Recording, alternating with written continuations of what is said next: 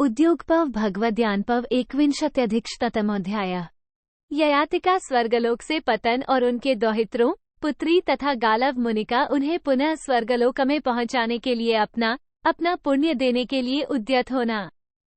नारद जी कहते हैं, राजन, तत्पश्चात ययाति अपने सिंहासन से गिरकर उस स्वर्गीय स्थान से भी विचलित हो गए। उनका हृदय कांप सा उठा और शोकाग्नि उन्हें दग्ध करने लगी। 1 उन्होंने जो दिव्य कुसुमों की माला पहन रखी थी वो मुरझा गई। उनकी ज्ञानशक्ति लुप्त होने लगी। मुकुट और बाजूबंद शरीर से अलग हो गए। उन्हें चक्कर आने लगा। उनके सारे अंग शिथिल हो गए और वस्त्र तथा आभूषण भी खिसक कर गिरने लगे। 2 वे अंधकार से आवृत होने के कारण स्वयं स्वर्गवासियों को नहीं दिखाई देते थे, परंतु वे उन्हें बार बार देखते और कभी नहीं भी देख पाते थे। पृथ्वी पर गिरने से पहले शून्य से होकर शून्य हृदय से राजा ये चिंता करने लगे कि मैंने अपने मन से किस धर्मदूषक अशुभ वस्तु का चिंतन किया है, जिसके कारण मुझे अपने स्थान से भ्रष्ट होना पड़ा है।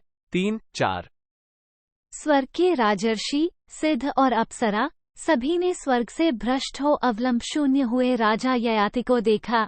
5 राजन, इतने में ही पुण्य रहित पुरुषों को स्वर्ग से नीचे गिराने वाला कोई पुरुष देवराज की आज्ञा से वहां आकर ययाति से इस प्रकार बोला। 6 राजपुत्र, तुम अत्यंत मदमत हो और कोई भी ऐसा महान पुरुष यहाँ नहीं है जिसका तुम तिरस्कार न करते हो।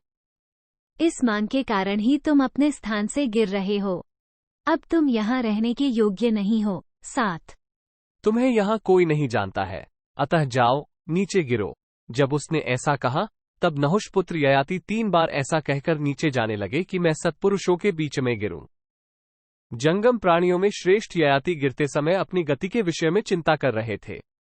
इसी समय उन्होंने नैमिषारण्य में 4 श्रेष्ठ राजाओं को देखा और उन्हीं के बीच में वे गिरने लगे। 9 वहां प्रतरदन, वसुमना, औशीन शिबी तथा अष्टक ये 4 नरेश वाजपेय यज्ञ के द्वारा देवेश्वर श्रीहरि को तृप्त करते थे। 10 उनके यज्ञ का धूम मानो स्वर्ग का द्वार बनकर उपस्थित हुआ था। ययाति उसी को सूंघते हुए पृथ्वी की ओर गिर रहे थे। 11 भूतल से स्वर्ग तक धूममयी नदी सी प्रवाहित हो रही थी, मानो आकाश गंगा भूमि पर जा रही हों।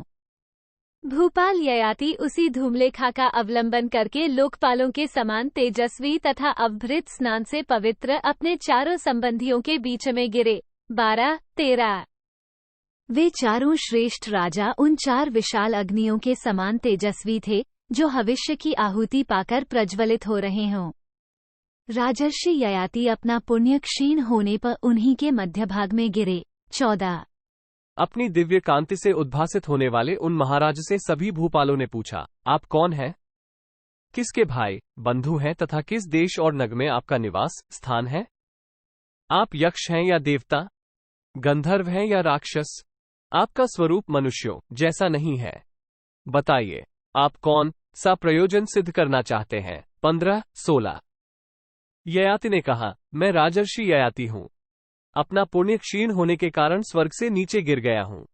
गिरते समय मेरे मन में ये चिंतन चल रहा था कि मैं सत्पुरुषों के बीच में गिरूं, अतः आप लोगों के बीच में आ पड़ा हूं। 17 वे राजा बोले, पुरुष शिरोमणे, आपका यह मनोरथ सफल हो।